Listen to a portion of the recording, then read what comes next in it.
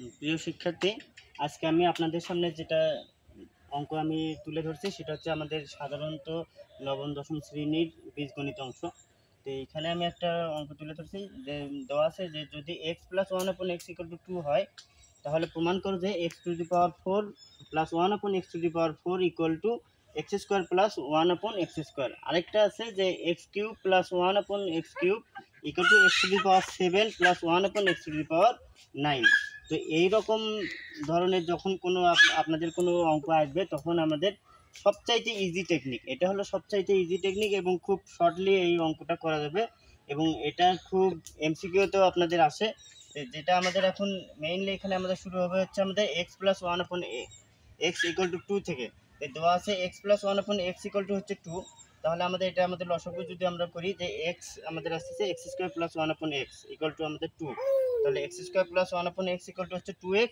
আবার এই 2xটা আমরা যদি আমাদের লেফট সাইডে নিয়ে আসি, তাহলে আমাদের x square equal to x square minus 2x plus 1 equal to 0। তাহলে এটা আমাদের কিন্তু একটা আমাদের ফর্মুলায় পড়ে যাচ্ছে, এটা আমাদের একটা ফর্মুলায় পড়ে যাচ্ছে। সেই ফর্মুলাটা হচ্ছে a মাইনাস বি হোল স্কোয়ারের সূত্র, অর্থাৎ এক্স স্কোয়ার মাইনাস 2ab। এখানে যদি 2a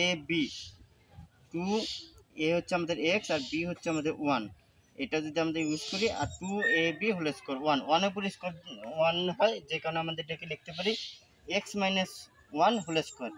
এখন এই হোল স্কোয়ারটা আমাদের ওই পাশে যদি আমাদের রুট করে নিই, রুট করে নিলে আমাদের জিরোর উপর রুট করলে সেটাও আমাদের জিরো হয়ে যায়, এই জন্য আমি আর লিখি নাই। এই জন্য লিখছি x minus one upon x minus one equal to 0।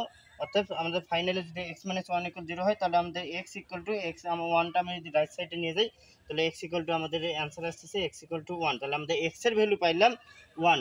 তাহলে এইরকম ফর্মুলা আমাদের পাইলেই আমাদের মেইনলি আমরা ধরে নেব যে এই এক্স এর ভ্যালু অল টাইম হবে হচ্ছে 1। X plus one upon x equal to 2 হলেই এক্স এর ভ্যালু হবে হচ্ছে আমাদের 1। এখন যে প্রবলেমটা আমাদের আছে, যে এই 1 number problem x to the power 4 plus one upon x to the power 4 equal to x square plus one upon x square.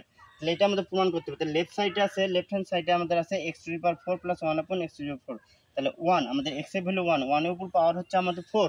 তাহলে 1 এর উপর পাওয়ার 4 হোক বা কোনো কিছু হোক বা ইনফিনিটি হোক, তাহলে 1 এর উপর পাওয়ার যাই হোক না কেন, তার উপর আমাদের তার ভ্যালু আসবে হচ্ছে 1। অর্থাৎ 1 এর উপর পাওয়ার আমাদের আসতেছে হচ্ছে 4।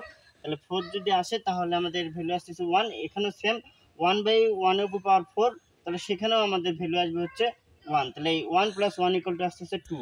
তাহলে সেম ভাবে আমাদের আসতেছে হচ্ছে এক্স স্কোয়ার প্লাস 1 আপন এক্স স্কোয়ার রাইট হ্যান্ড সাইডে যেটা আছে, তাহলে ওই 1 এর উপর স্কোয়ার প্লাস 1 আপন 1 এর উপর square equal to 1 plus 1 equal to 2। তাহলে আমরা দেখতে পাচ্ছি যে left hand side equal to হচ্ছে রাইট হ্যান্ড সাইড প্রুফ।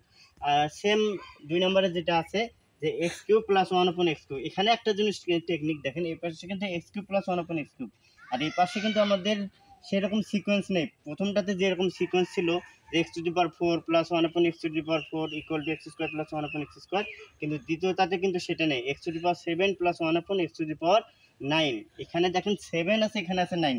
এরকম যা থাকে থাকুক, কোনো সমস্যা নেই। আমরা জানি যে 1 এর এখানে 1 এর ভ্যালুটা আমাদের 1 আসতেছে এবং 1 এর উপর পাওয়ার আমরা যাই দেই না কেন, তার আমাদের ভ্যালু কি হয়ে যায় 1ই হয়ে যায়, যে কারণে এটা নিয়ে আমরা ঘাবড়ানোর কোনো কিছু নেই। তাহলে এক্স কিউব প্লাস 1 আপন এক্স কিউব, তাহলে 1 এর উপর কিউব প্লাস 1 আপন 1 এর উপর কিউব, এটা সেম। এখানেও আমাদের রেজাল্ট 1 আসবে, এখানেও আমাদের রেজাল্ট 1 আসবে। 1 1 প্লাস ইকুয়াল টু হচ্ছে 2। আর রাইট হ্যান্ড সাইডেও আমাদের x to the power 7 plus 1 আপন এক্স টু দি পাওয়ার 9, তাহলে 1 এর উপর পাওয়ার 7 প্লাস 1 উপর 1/1 upon 9, তাহলে আমাদের 1 প্লাস 1/1। এখানে আমাদের ফাইনালি আমি এটা এর আগে যেখানে দেখাইনি যে 1, এই 1 এর উপর পাওয়ার 9 করলে আমাদের 1 আসবে, তো 1/1 এর নিচের 1 এর কোনো এখানে ভ্যালু নেই, তো ফাইনালি আবার 1 হয়ে যাচ্ছে। এই কারণে আমাদের 1 প্লাস 1 ইকুয়াল টু 2। তাহলে এখানেও আমাদের দেখতে পাচ্ছি যে left hand side equal to হচ্ছে রাইট হ্যান্ড সাইড। এটা হচ্ছে আমাদের এইরকম অঙ্কের ক্ষেত্রে সবচাইতে ইজি টেকনিক।